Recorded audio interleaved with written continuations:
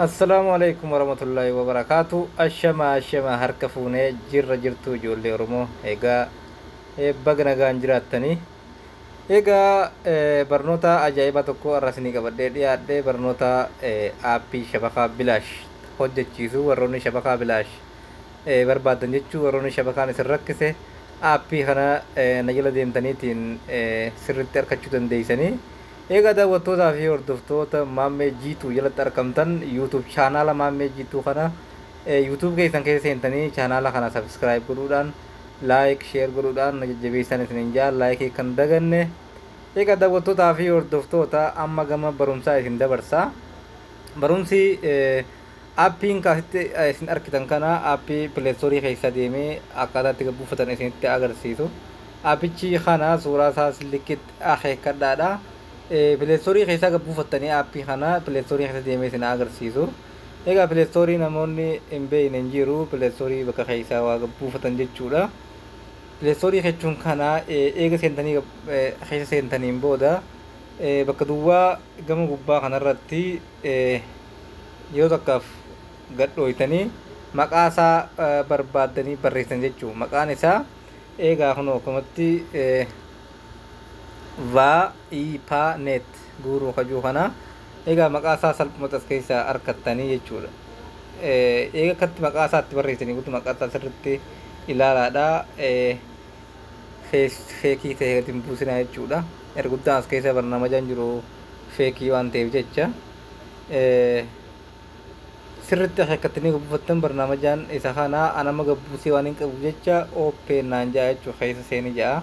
Isin ammoo akkatti isiniin fidu taakkatti gabbuufadhaa isiniin ja'a. Yeroo gabbuufattaniin booda egaa shabakaan kun akkuma asirratti agartan waa meeqa dalagaa jechuudha as keessatti isinitti mul'ata jeetii jaadha. Moobaayilii riyaala 60 zeen firii jawwii firii moobaayilii 39 jechuudha. Egaa aappiin kun akkuma beeksisa as keessatti ilaaltan kana waan shariyaa 3 irratti hojjete jechuudha. Eega daawwattootaa fi hordoftoota warroonni moobaayilii 60 gisee isiniin jaa moobaayilii riyaala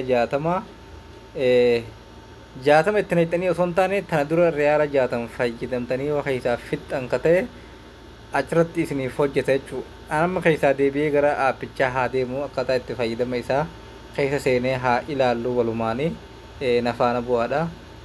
Anamma kana amma naa hojjetaa jiru kana keessaa haa baasu anillee isuma kana bilaash fayyadamaa jira. Warroonni isa kana barumsa duraan dabre keessa barsiiseetiin jira. Warroonni kana barbaadanis viidiyoo itti aanu daawwachuu dandeessanii jechuudha. Anamma kana fayyadamaa jira waan ta'eef jecha isa kana keessaa baasee sanbira haa dhaqu. Eega daawwattootaa fi hordoftoota amma kana keessaa baheetiin jira. Gara aappii haaraa ammaa kanatti hin deemaa jechuudha. Aappichi akkuma reefu sanitti hime isa kana waan ta'eef jecha isa kana keessa gad haa seennu. Yeroo akkatti hanga nu hubanu eeynee obsaan amma nu hubanee jira. Egaa amma jalqaba irratti yeroo akkatti nu hubane maal goona gama gubbaa kanarratti mallattoo suuraa namaa fakkaattu sana asitti ni mul'atan jeetii yaada. Bakka sana yeroo takkaaf gad dhooytan anamma duraan waan hin guutee jiruuf jecha yuuzarneemii 0 barreessanii o jechuudha qubeedhaani booda next jettanii gama jalaa kana gabbuutaniitiin 0 barreessitan jechuudha. Gama gubbaatti o passwordii isaa 0 gootan achi booda login gootan jechuudha. Login baasumarra jirti honoo kanatti guutaniin booda login gootan. Eega loginiin gootan booda keessa isin naqa. Eega aappiin kuni akkuma dura isin himee moobaayilii 39 moobaayilii 60 as keessa ni jiranii. Egaa eega akkas seentanii booda amma qasxii xiqqoo asii tana paakeejii kana fuula dura jechuudha.